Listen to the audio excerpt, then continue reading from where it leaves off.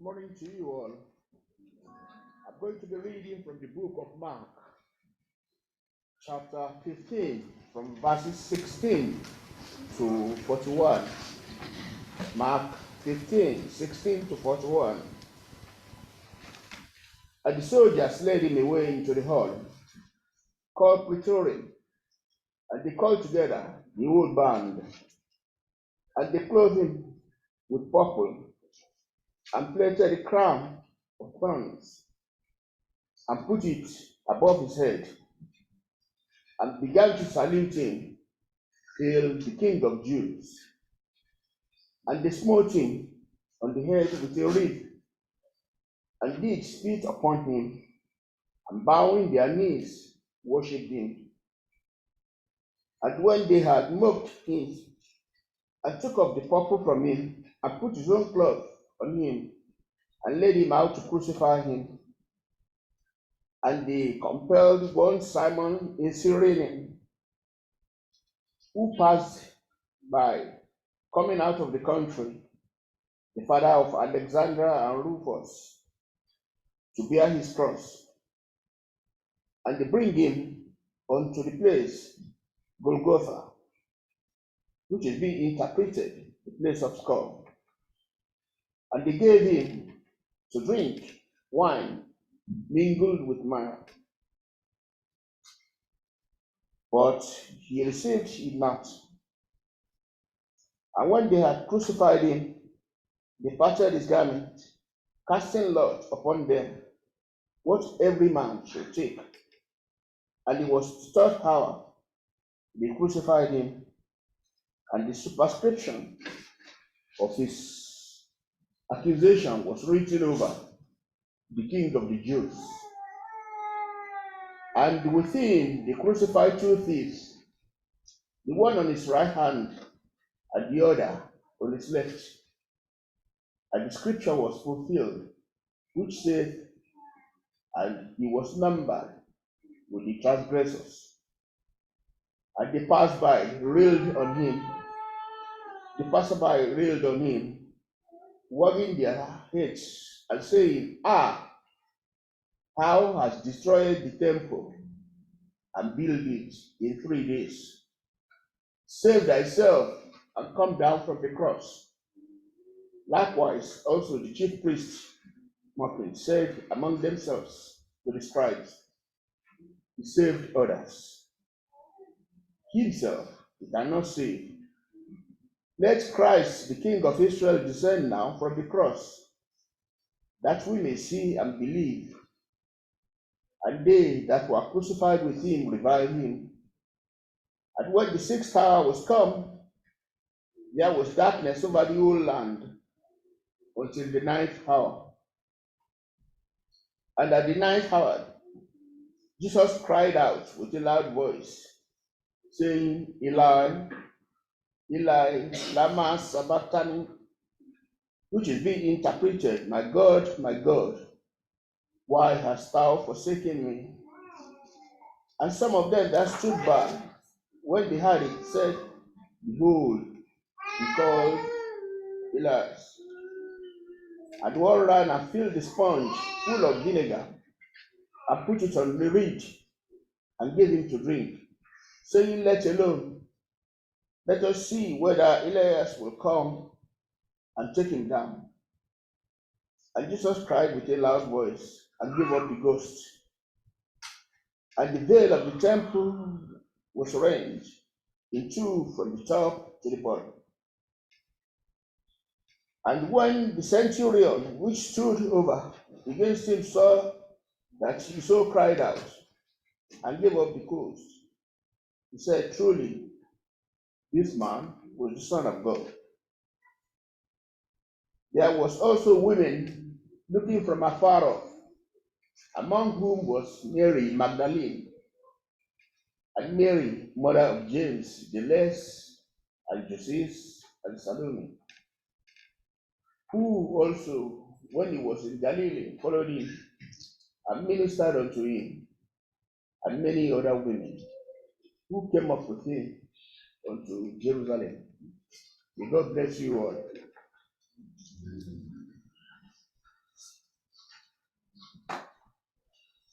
Good morning, everyone. It's wonderful to be here this morning and to see all of you present, to welcome you if you're visiting with us today. We're glad that you're here.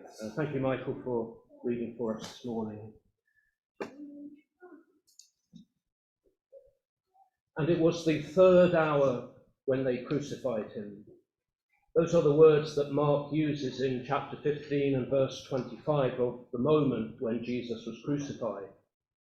The words are so brief you could almost miss them in the midst of everything else that is going on here. They seem to be an incidental detail in a much bigger story, as no further explanation or description of the process of crucifixion is given. Whilst thankfully crucifixion is an unfamiliar experience for us, for those who would have been reading Mark's Gospel for the first time, living in the Roman Empire in the 1st century AD, crucifixion was an all too common sight. It was a horrible, brutal, and prolonged form of death. Many accounts have been written of what crucifixion will do to the physical body. Death by crucifixion was reserved for slaves and for those who were guilty of treason and rebellion against Rome. Public crucifixions were Rome's way of saying, we're in charge here, and this is what happens to those who challenge us. But what was it that led up to that third hour when they crucified him? How did we arrive at this point? Mark describes a series of scenes and events which take place over the period of about 24 hours, which bring us to that most crucial moment of Jesus' crucifixion. It is 2 days before the Passover and the Feast of Unleavened Bread, that most important of Jewish festivals in which the people remember when God set them free from oppression and slavery in Egypt. At this time of year, Jerusalem was full of pilgrims come to sacrifice their Passover lambs at the temple, recalling the blood that their ancestors had smeared around the doorposts of their homes in Egypt, ensuring that the Lord would pass over their homes without destroying their firstborn. In Mark chapter 14 and verses 1 and 2, Mark tells us that it is at this time that the chief priests and the scribes were seeking how to arrest him by stealth and kill him. The plot to kill Jesus has been developing for some time now, and things came to a head in the previous days when Jesus had gone to the temple, to the very heart of the religious establishment, and he had challenged the authority of the religious leaders. And after that, they were more determined than ever to kill him. But they didn't want to do it during the Passover, as there were so many people in Jerusalem, and they were afraid that it would cause a commotion. They wanted to do it by stealth, on the sly, without attracting any attention. So a knock on the door at midnight and the disappearance of Jesus into the night time would suit them well. And so they must have been surprised then when they were approached with an offer of help from an unexpected source. In chapter 14, verses 10 and 11, Mark says, "Then Judas Iscariot, who was one of the 12, went to the chief priests in order to betray him to them. And when they heard it, they were glad and promised to give him money, and he sought an opportunity to betray him." The chief priests now have their own man on the inside. Judas Iscariot, one of the 12, one of those in that closest group of Jesus' followers, was willing to betray Jesus. We may never know why Judas was prepared to do this. Was it just for the money, or had he become disenchanted with Jesus' methods? But whatever his motive, the name of Judas is forever associated with betrayal and treachery. What parent names their child Judas these days? The danger for Jesus has now just increased several times as Judas seeks a suitable moment to betray him. The second scene we come across in Mark chapter 14, verses 3 to 9, takes place in the home of a man who's described as Simon the leper. And it happens in the village of Bethany, just outside of Jerusalem, where Jesus had been staying during his last week.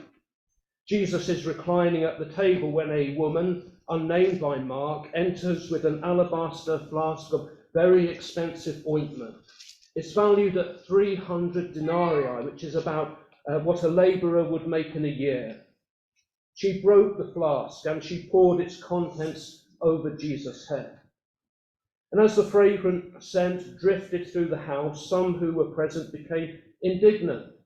And they began to say to themselves, why was the ointment wasted in this way? For this ointment could have been sold for more than 300 denarii and the money given to the poor. What a waste this was. And they began to scold the woman for her wasteful action. But Jesus came to the woman's defense. Let her alone, he says. Why do you trouble her? She has done a beautiful thing to me. And he went on to say that they will always have the opportunity to help the poor, but he will not always be there with them. She has done what she could. She has anointed my body beforehand for burying. And amidst all of the suffering and the mistreatment that Jesus would have to endure in these coming days, this woman's extravagant act of devotion was seen by Jesus as a preparation for his burial, a hint of what is soon to come. One shining light, one bright moment in that darkness of these terrible events. We now move on to another home and another room for our third scene in Mark chapter 14, verses 12 to 25. It was the first day of unleavened bread when the Passover lambs are sacrificed, and Jesus had sent 2 of his disciples to an upper room in a house in Jerusalem, where they were to prepare the Passover meal for Jesus and his disciples. In the evening, when they were at table eating, Jesus warned them that there was one who was eating with them who would betray him. And Jesus always knew the identity of the one who that would be. And now the sorrowful disciples each asked, is it I? Perhaps fearful that any one of them had the potential to be a traitor. Could it be me? Could I do such a thing? Without naming anyone, Jesus said it is one of the 12, one who is dipping bread into the dish with me.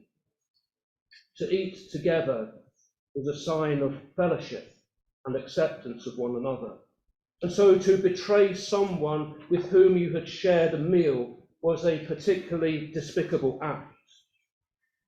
Jesus said that the Son of Man would go as it is written of him, but woe to that man by whom the Son of Man is betrayed. It would have been better for that man if he had not been born. Better not to have been born than to have done a thing like that. And it was whilst Jesus was sharing this Passover meal with his disciples that he brought a new meaning, a new significance to what they were doing. As he took some of the bread, he blessed it and broke it and gave it to them, saying, take, this is my body. And then taking one of the cups and giving thanks, he gave it to them and they all drank. And Jesus said, this is my blood of the covenant, which is poured out for many. The bread and the fruit of the vine had just been a part of the Passover meal, but now they come to take on a new significance as a reminder of his body and his blood that is soon to be offered in a sacrifice for all. Another hint at the terrible things that are about to happen. The meal came to an end after they had sung a hymn, and they left the upper room and they went out of the city to the Mount of Olives. And on the way, Jesus made another disturbing prediction. You will all fall away, for it is written, I will strike the shepherd and the sheep will be scattered. But then a glimmer of hope. But after I am raised up, I will go before you to Galilee. Hearing Jesus' prediction, Peter spoke out, even though they all fall away, I will not. Yeah, they might fall away, but not me. Peter could not have imagined that he would do anything like that. But Jesus had a warning for Peter too. Truly I say to you, this very night before the cock crows twice, you will deny me 3 times. But Peter still cannot see how he could possibly do such a thing, vehemently protesting, "If I must die with you, I will not deny you." And they all said the same. Well, how could any of them contemplate doing such a thing as that? And so we arrive at our fourth location, a place which was called Gethsemane. Jesus instructed his disciples to sit whilst he went to pray, and he took with him Peter and James and John, the three closest to him. And we now begin to see the effect that all of this is having upon Jesus, that he began to be greatly distressed and troubled. He's agitated at the prospect of what is soon to happen. There's this sense of doom. Telling the three disciples to remain and watch, Jesus said, "My soul is very sorrowful, even to death." Jesus falls to the ground and he begins to pray that, if possible, this hour might pass from him. "Abba, Father, all things are possible to thee. Remove this cup from me, yet not what I will, but what thou wilt." Would he really have to go through with this? Is it perhaps possible that God might find some other way, that he would not have to drink this cup of suffering? 3 times Jesus prayed this. Between each prayer he had returned to find his 3 disciples sleeping. And then on the 3rd occasion, the time for prayer is over. "Are you still sleeping?" he asks them, "and taking your rest? It is enough. The hour has come. The Son of Man is betrayed into the hands of sinners. Rise, let us be going. See, my betrayer is at hand." Jesus has prayed, and God has answered his prayer, that there can be no other way, that this is how it must be. And accepting that this is God's will, then Jesus goes forward to meet his betrayer. Judas has arrived, and with him a crowd armed with clubs and swords, sent by the chief priests and the scribes and the elders. And the arrangement was that Judas would identify Jesus with a kiss, an expression of affection, a gesture reserved for those that we love. He would be the one to arrest. He would be the one you are to take away. Judas, seeing Jesus, approached him and greeted him, "Master." And then came the kiss, the Judas kiss. Recognizing that this was the sign, they laid hands on Jesus and they seized him. One who was with Jesus, who Mark doesn't name, took out his sword and in a brief act of resistance struck the slave of the high priest and cut off his ear, aiming for his head, and got the ear instead. And Jesus then spoke, "Have you come out as against a robber with swords and clubs to capture me? Day after day I was with you in the temple teaching, and you did not seize me. But let the scriptures be fulfilled.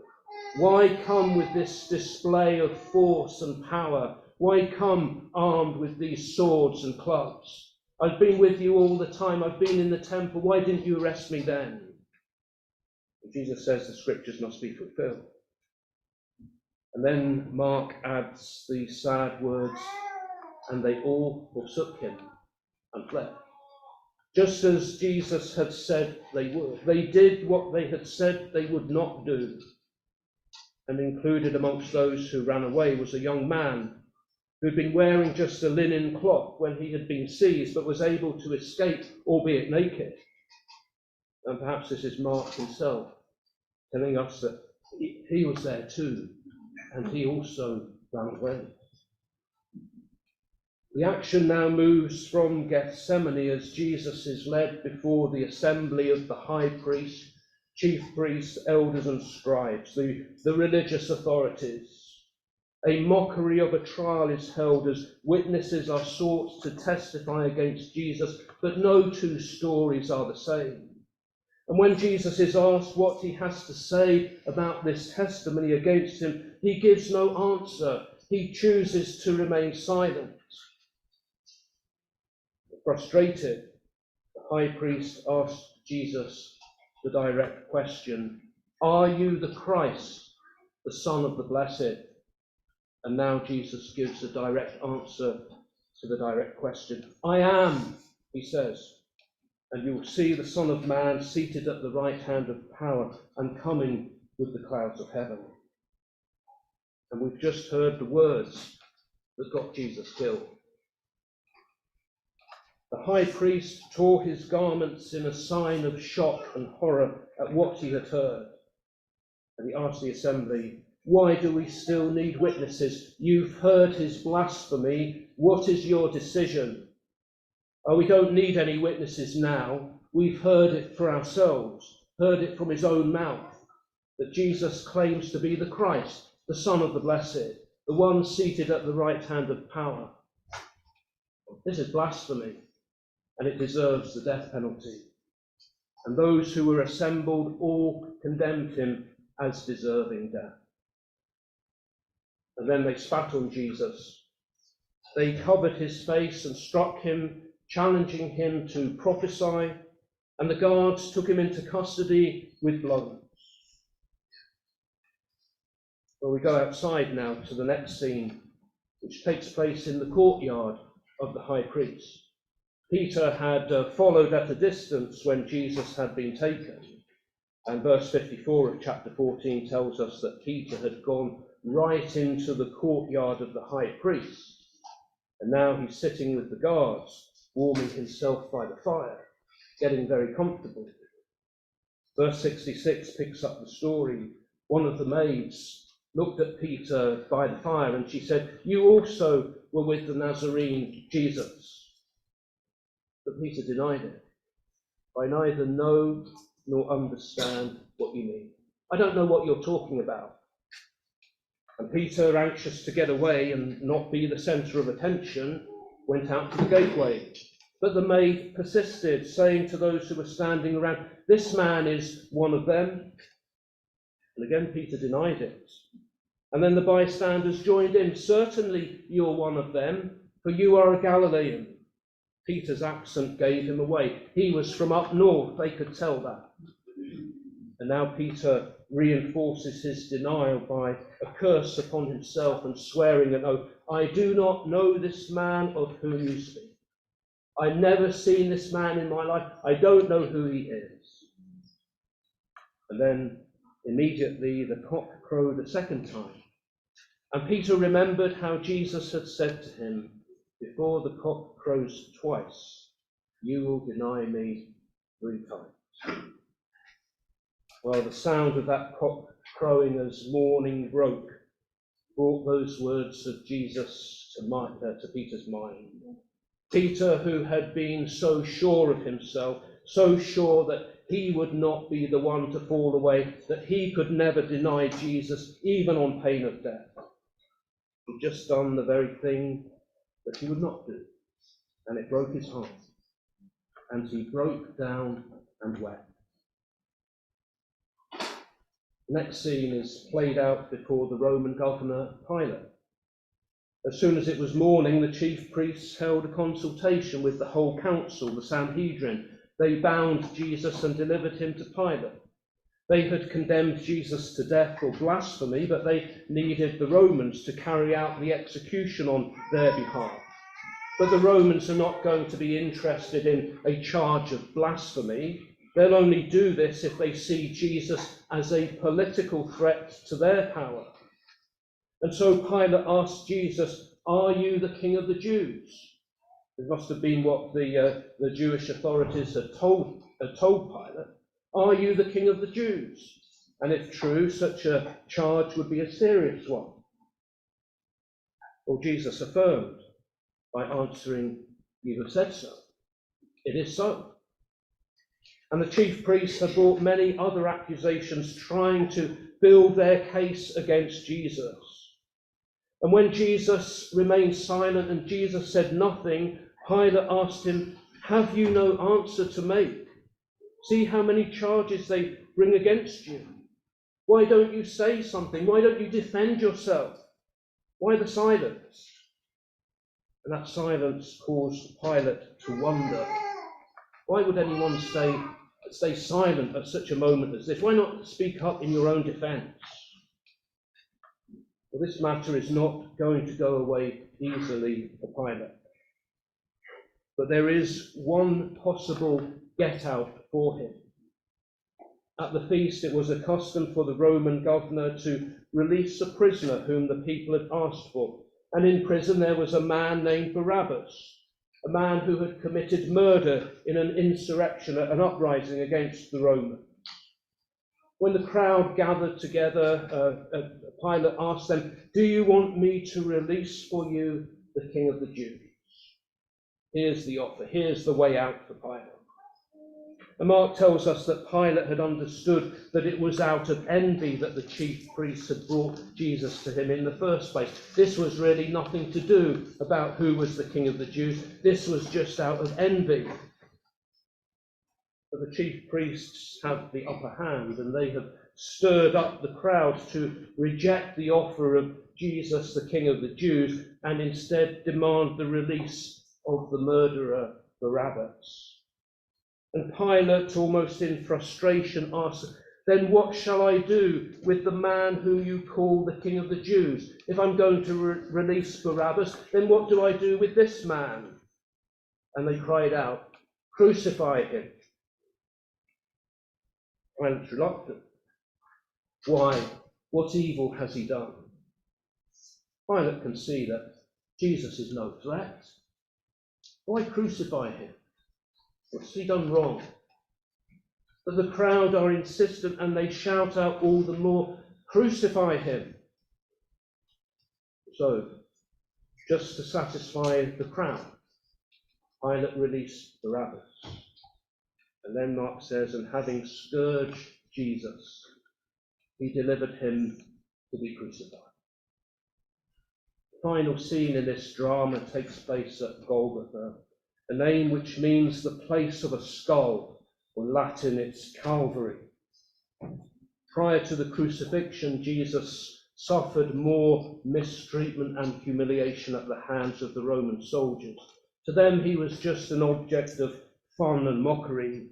They took him into the praetorium, the palace, and the whole battalion of soldiers was gathered together. They dressed Jesus up in a purple robe, the colour of royalty. They made a crown for him out of thorns, which they placed on his head. They saluted him and proclaimed, "Hail, King of the Jews." They struck him on the head with a reed, and they spat upon him. They knelt in homage to him.